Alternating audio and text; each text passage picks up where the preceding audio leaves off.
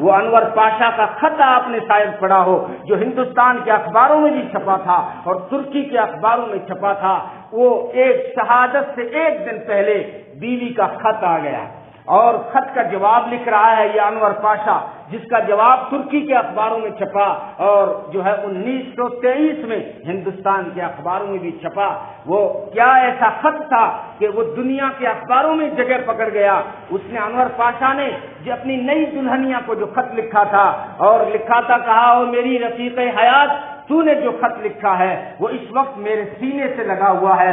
اس وقت میں تیری صورت تو نہیں دیکھ سکتا، لیکن ان سطروں میں تیری انگلیوں کی حرکتوں کو دیکھ رہا ہوں، جو انگلیاں کبھی میرے بالوں سے کھیلا کرتی تھی اور کبھی کبھی میں اپنے خیمے کے دھندلکوں سے مجھے تیری صورت بھی نظر آ جاتی ہے۔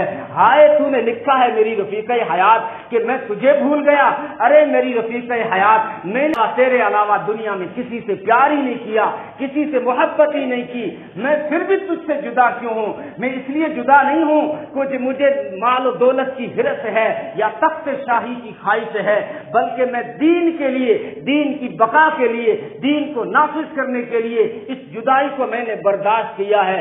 میں تو خوش ہوں میری رفیق حیات، تیری محبت ایسی چیز تھی جو مجھے اللہ کے راستے میں جانے سے روک سکتی تھی، میرے لیے روڑے اٹکا سکتی تھی، میرے لیے مشکل کھڑی کر سکتی تھی، لیکن اس کا کتنا شکر ہے کہ اس نے مجھے اس امتحان میں پاس کر لیا کہ میں نے تیری محبت کو بھی دین کے لیے وقف کر دیا۔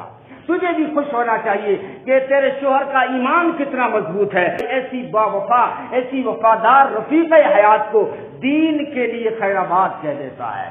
اب میری وصیت سن میری رفیق حیات، میں نے سنا ہے تو امید سے ہے، حمل سے ہے، اگر تیرے یہاں بیٹا پیدا ہو تو اس سے میری قربانیاں سنانا اور اس کو اللہ کے راستے میں بھیجنا۔ اگر تو نے اس طرح نہیں کیا تو جنت میں تجھ سے روٹھ جاؤں گا۔ ایسی قربانیاں دی تھی اور اپنے خواہشات کو دین کے لیے وقف کیا تھا، تب جو ہے تاریخ پھر بنتی ہے، قربانیوں کے بعد تاریخ بنتی ہے۔